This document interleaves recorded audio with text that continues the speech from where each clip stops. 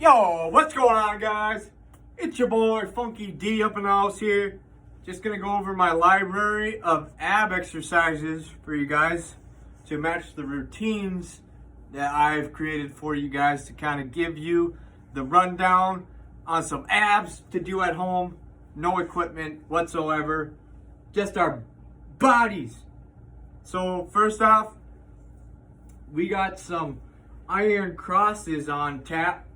Really good for your obliques.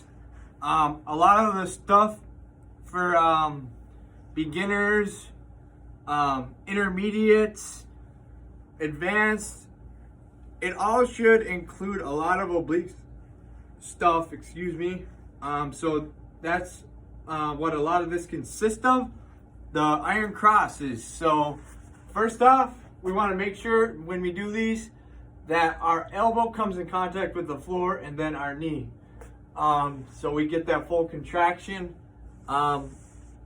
We are first going to cross our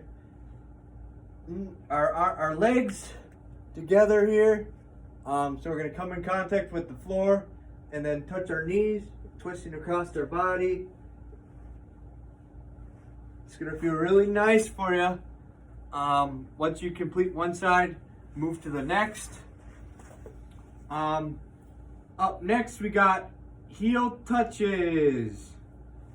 So we're gonna get into a cruncher position here, but we are actually going to be crunching towards our heels, looking straight up at the ceiling, not compromising the spine or the neck.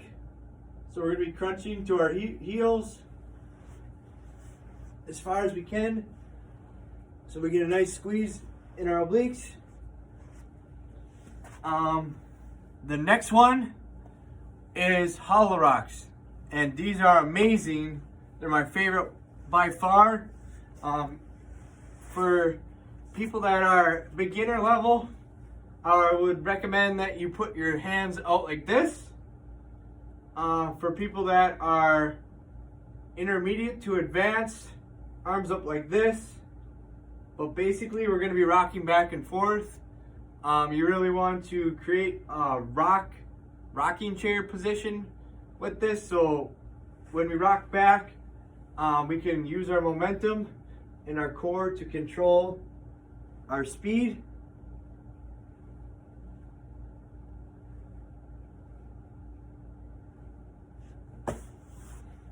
That's the hollow rock.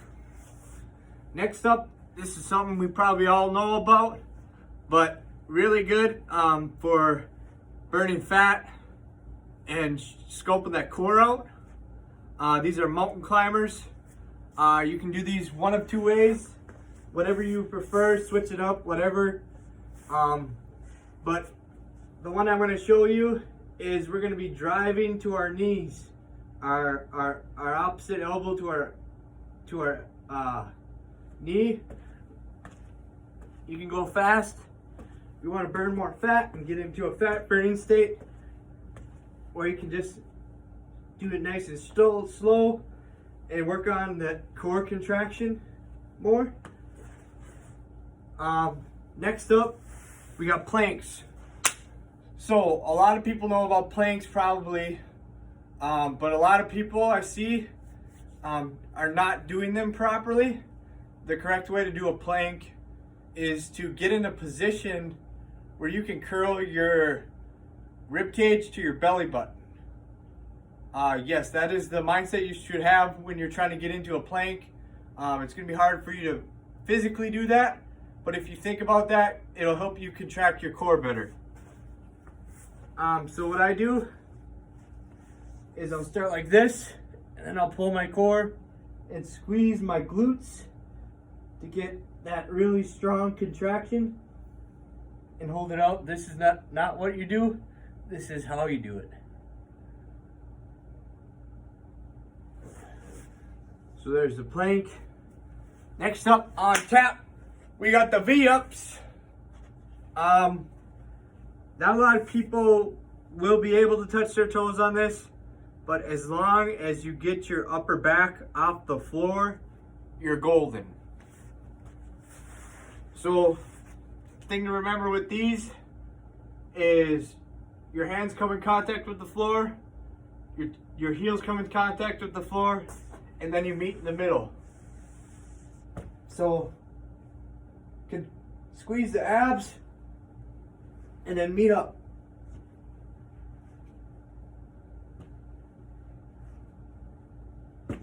There's the V-up.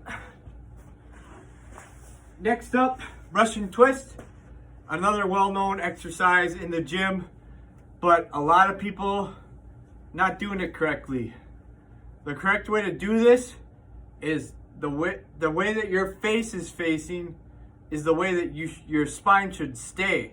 So we don't want to compromise our spine in this movement. We just want to rotate our obliques to get that nice contraction. So you can either anchor your feet to the floor on this one, or if you want to get crazy, you can lift your feet up.